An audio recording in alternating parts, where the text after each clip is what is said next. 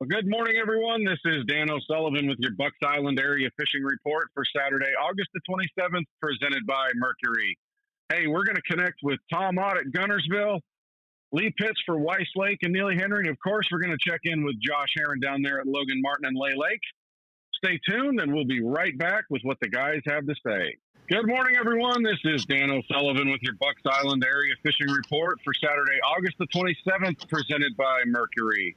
Hey, it's time for us to head on up to Weiss Lake, where Lee Pitts is spending some time today. Lee, what's going on at Weiss Lake? And then let's touch on Neely Henry as well. You know, Weiss is a little bit better this week. We've had some cloud cover and a little bit of hit and miss rain showers, all over the lake. Certain parts are muddy. Like yesterday, I looked at the Chattooga River, and up that way, they've got a lot of mud coming from Georgia.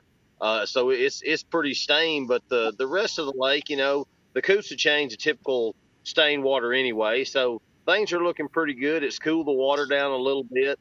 Some of these shallower fish are moving up and feeding some. We've had a little bit of a buzz bait and some top water action this week. And the biggest thing is still just kind of slowing down. A lot of the water movement has got a little bit better oxygen content than what we've had. So some of these fish are a little more active. I know that, had a little bit of a crankbait bite on some of these, the flats and the rocky points coming out into the river. And also still a lot of these fish are on these boat docks and staying around that brush in that 3 to 4 foot water. So it sounds like the summer doldrums are starting to kind of come to the end there a little bit. Maybe the crappie will start to pick up in a couple of weeks.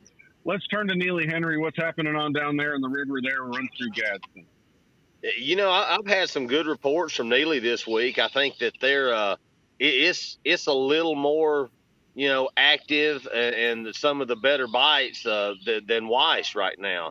A lot of the guys that had a club tournament down there, I know there was a spinnerbait bite, caught some fish on spinnerbait and also caught some fish on these boat docks. So same thing like at Weiss. Neely Henry has got so many boat docks in that 3, 4, 5, 6 foot of water, and about everybody's got brush either in the front of them or they're putting it up underneath it. So once that sun gets high and pushes those fish into that shade under those docks, a lot of these guys are just beating and banging on that wood cover and staying in the shade and catching these fish that are tucking under, try to get out of that sunshine and catch some, not have to really chase the bait down. Yeah, it sounds like the time of the year, the typical bite where docks play a little bit of a role. I'm hearing a few guys are talking about a Ned rig and maybe some of that shaky head type stuff as well. And I know the crappie bite is just around the corner for you guys looking for some slabs. It's funny you mentioned the Ned rig and the shaky head because they're laying in the boat. Hey, Lee, man, as always, we appreciate everything, and we'll talk to you again next week. We'll see you. Good morning, everyone. This is Dan O'Sullivan with your Bucks Island Area Fishing Report for Saturday, August the 27th, presented by Mercury. Time for us to head on up to Lake Guntersville and check in with our good friend Tom Ott. Tom, how are you and St. Jennifer doing up there these days? Well, it's been a little bit slow up here, Dano. It's been a lot slow, but the fishing is starting to pick up somewhat. I think in the last few weeks we've talked a lot about chasing some schooling fish around. We talked about trying to change up some tactics and get out on some of those larger fish on the channels and the ledges and things like that. We ran into a couple of deep schools of crappie over the weekend, and we're able to pick up a few on a drop shot, which was quite an interesting little deal. But, you don't see them out like that very often. I mean, just chasing bait. So we chased them with the forward-looking sonar and was able to get a few in the boat. It was a interesting day, but the bass fishing has just been a little bit difficult. I'm still catching a lot of smaller fish. It's difficult to catch a good sack of string or a good sack of keeper fish. But, I still believe that those fish that are chasing and following that bait, there's huge wads of bait. These fish are just following them around the lake. And that's what, I think the best tactic going right now is, a little top water, a small spinnerbait, a vibrating jig. It probably wouldn't be or not going to be long for a small rattle trap's going to be able to catch a lot of fish. But, your small square bills, anything that's going to imitate a bait fish. I mean, these things are just real aggressive right now. Just having a little bit of trouble finding those larger fish. And, and I'm sure some of the guys out there on Guntersville can attest to that right now. The grass has been a difficult deal to handle, but it's getting better. And, we're just right around the corner from, a Guntersville rat bite that should be stellar this year. Yeah, the grass has been topping out early this year. And I know a punch bite's happened a little bit, but it's kind of gotten slow. Are you looking at maybe a small swim bait on a jig head or something like that around those little schools of bait? Absolutely. A small, a 3.5 inch true bass, or, even a Strike King, their small swim baits are, just stellar. I mean, that's what's really picking these fish up.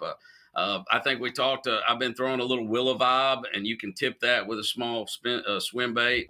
And that's really just, I mean, you can catch 5 in a row, but they may be 5 inches long kind of deal. That might be exaggerating, but I mean, 12 inch, 13 inch fish are still fun to catch, but certainly not going to win you any money right now. Tom, as always, man, we appreciate it, and we'll talk to you again next week. Good morning, everyone. This is Dan O'Sullivan with your Bucks Island Area Fishing Report for Saturday, August the 27th. Presented by Mercury. Time for us to head on down to Logan, Martin, and Lay Lake. Check in with our good friend Josh Heron at Reaction Innovations. Josh, what's going on down there at Logan, Martin, and Lay Lake these days?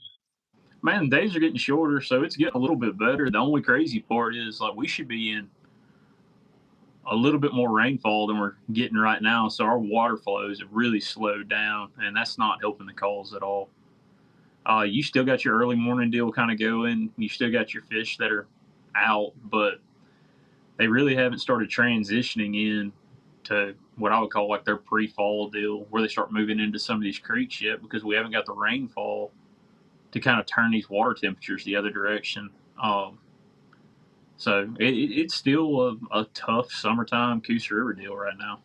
So in the morning, are you looking at poppers? Are you looking at buzz baits, swim baits, walking baits? What kind of topwater do you think you want to be throwing?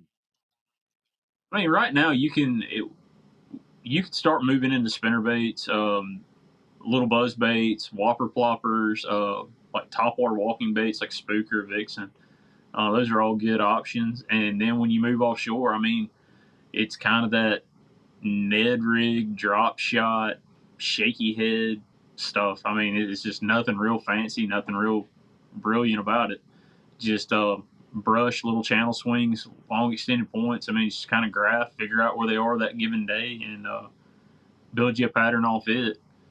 Lay is about the same. You're starting to get into the time of year where fish are going to start coming out of brush, and you're going to start seeing fish getting this timber, move into more of this bank grass deal. And as we cool down going into the fall, they're going to get more on that shad, and they're going to be more creek oriented. So it's still fun to fish this time of year. You got to do a lot of looking, because there's no telling where they've gone from day to day. Are you seeing them in the mouths of the creeks? Are you still seeing them out? Are they starting to head in? Are they still kind of on the they're out in their summer? No, I mean, right now, most of your bait fish is in the mouths of these creeks. You can tell, you can tell the days are getting shorter. And I mean, these fish revolve their life around water temperature and moon phases. So less daylight hours, they know what's coming. So you're fixing to start seeing more and more fish kind of pile up in these creeks, getting ready to start kind of gorging on these shad as they push them back in these creeks going into the fall. Well, that's the kind of fun time of the year when you can start to throw square bills and some of those flat-sided crankbaits, some of that stuff, and a chatterbait too. Josh, man, we appreciate everything, and we'll talk to you again next week. Well, that'll do it for our Bucks Island Area Fishing Report for Saturday, August the 27th, presented by Mercury. Thank you to everyone who tunes in each week to catch the fishing tips from these guys. Thanks to Tom, Josh, and Lee for everything that they do to help us. And don't forget, folks, come on by Bucks Island. If you're looking for that new boat, you want to see Katie, Patrick, and Melissa, talk to Pat and the guys in Parts for that stuff you need to fix your own boat. See Angela and Israel and everybody in service, and we'll try to help you get hooked up. And then, of course, see everybody up there in the loft. Colin and Jamie will help you find what you need to put a few more fish in your boat. Thanks for the time, and we will talk to you again next week.